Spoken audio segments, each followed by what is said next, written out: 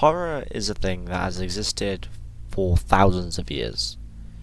Horror films, horror books, horror novels, horror songs, scary shit in general. Have you seen the medieval crap they used to do? But in recent times, horror films and horror media in general have exploded into a new sense of like a craze. Like whenever a horror film comes out, it does well. Even though you think, they ain't gonna do well. It does well. Like for example, one off the top of my head, Final Destination Bloodlines. That shit did well. I don't know why, but it did well. And that always shocks me. Because it's like, to be fair, a lot of the films I do go see, if it's not a Marvel film, are horror films. Which I find funny. But yeah, let's move on. Another big industry that is faced with horror is, of course, the game industry. The gaming industry has many horror games out there. Many mainstream, many not so mainstream.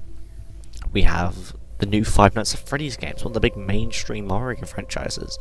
Phasmophobia, the disgusting game that is Dead by Daylight. But one big aspect of gaming culture is outside of the mainstream games, there's always the indie games. Indie games is a very big part of gaming, and especially on PC I think it's actually bigger because it's more people look into it, more people buy them.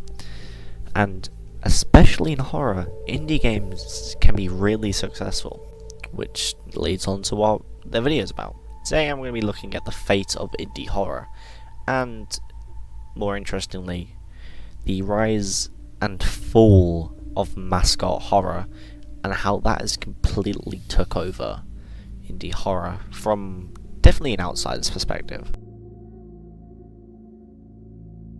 Indie horror games started to really begin around the early 2000s, with the beginning of the internet and the kind of progression of PC gaming. It really became more of a medium of its own, but in the early 2010s is when it really exploded.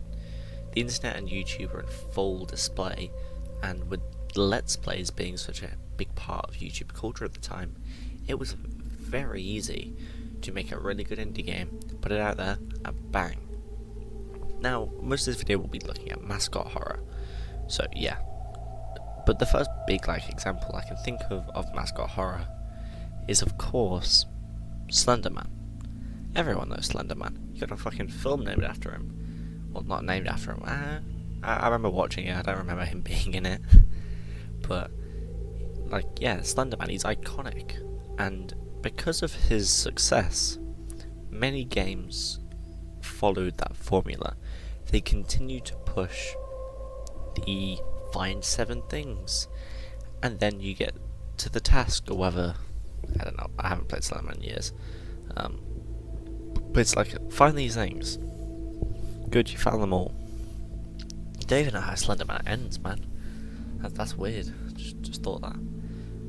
But yeah, that became the indie genre for so long due to Slenderman's success.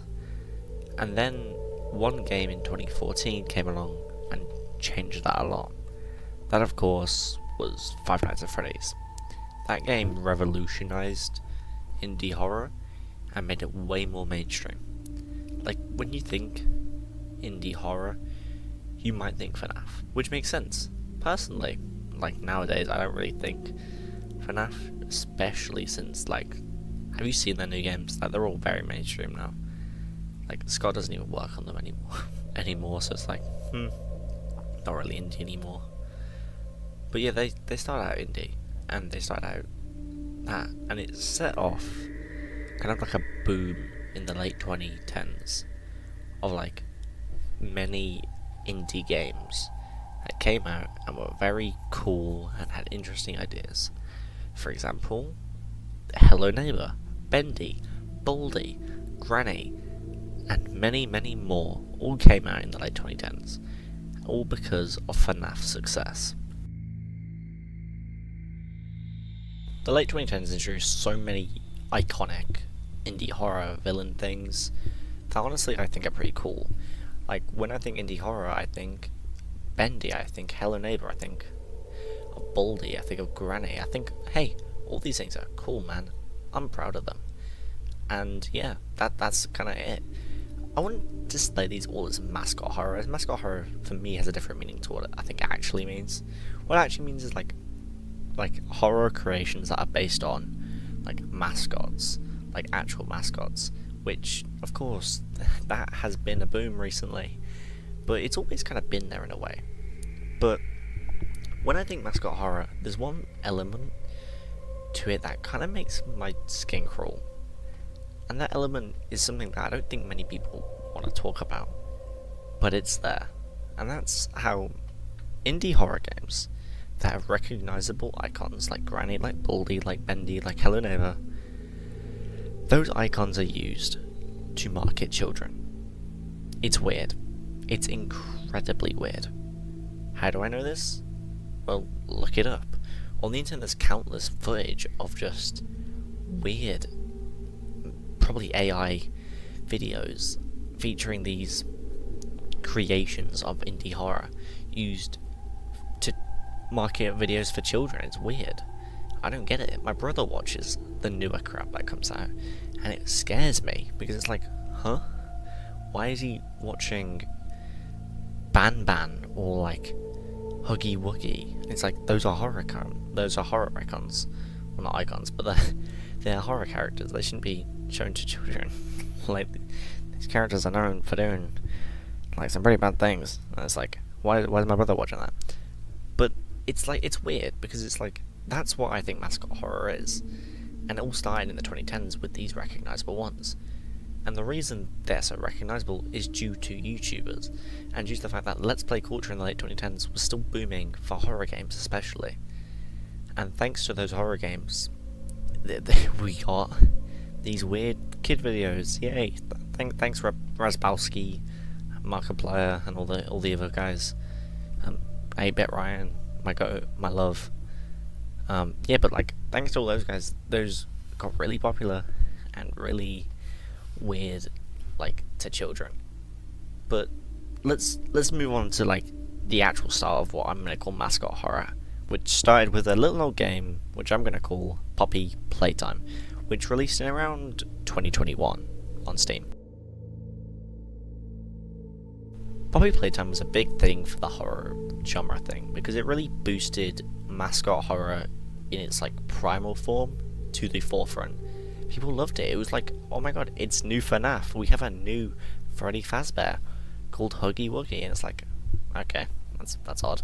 Of course, I was never really invested in these games. They always kind of looked the same to me, which is a shame. Like, especially when you look at them now, you know, games like Garten of Banban and like Poppy's Playtime, and they all look the goddamn same.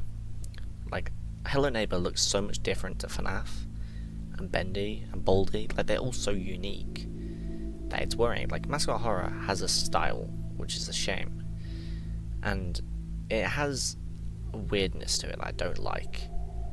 And here's why Poppy Playtime annoys me. I don't get it. Maybe it's me being all old and like, oh, I remember when the games were good, and it's like, oh, I remember when I couldn't understand what the fuck was happening on my screen and I loved it. It's like, I don't get these games. That might be because I'm getting older and my attention span is getting worse somehow, but these games don't strike me as appealing as some of the early ones because they don't have the best concept.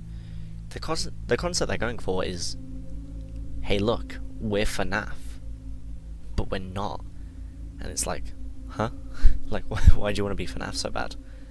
Like, yeah, FNAF's good, but like, recently, it's been on a downhill climb, which is a shame. Like, I'm not saying all indie horror games from the 2010s are good. A majority of them are kind of mid. Like Hello Neighbor, it's not good, but Bendy, it's not the best. I love the game personally, but it's I can completely see its shortcomings, and I'm not going to sit here and say what shortcomings. Bendy's a masterpiece. It's not a masterpiece. I really like it though, and probably will like it more than Poppy's Playtime or Garten of Ban. Well, can we speak about how stupid Garten of Banban is for a second? Who the hell names their game goddamn Garten of Banban?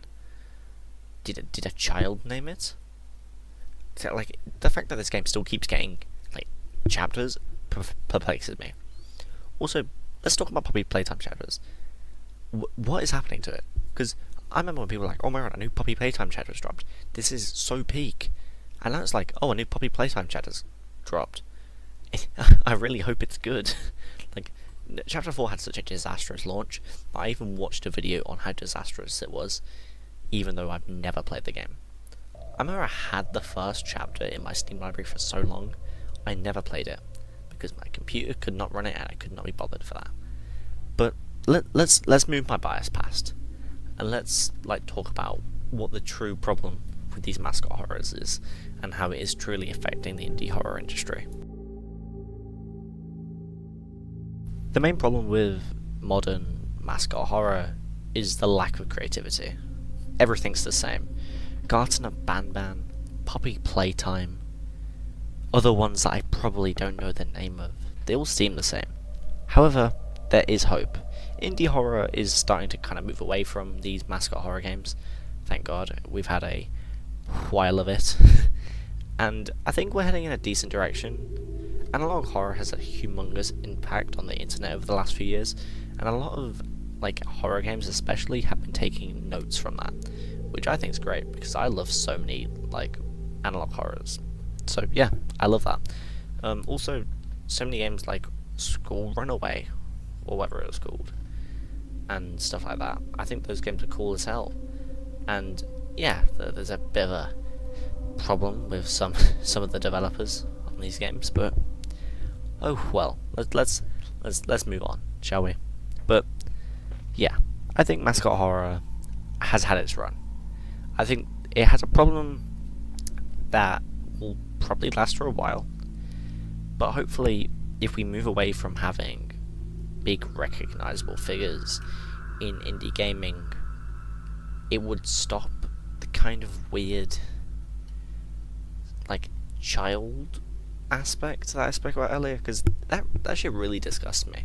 It really disgusts me how my brother's watching that and he can recognize Huggy Wuggy. That's really horrifying to me. Someone would say, hey Remy, what's that? And he'd be like, oh my god, it's Huggy Wuggy. I'm like, how the fuck do you know who Huggy Wuggy is? You're young. You should not be knowing this. But I diverge before I start ranting again. Anyway, thank you for watching this weird video that is informative for no one, unless you want my opinion, which my opinion is always valid, so you do. But jokes aside, thank you for watching, and if you agree, comment, I guess. I don't really tell people to comment on my videos. If you disagree, comment, and here's a stinker. If you couldn't care, comment that. So you know, I know that you don't care, and it's not like I have to go wondering if Pussy Licker 4000 didn't like my content. So yeah, let's just end that there. Anyway, I've been Toby. Please subscribe. I would like to reach 100 subscribers, considering I don't know, I've made a lot of content, and it would be nice. Anyway, thank you for watching, and I'll see you again tomorrow.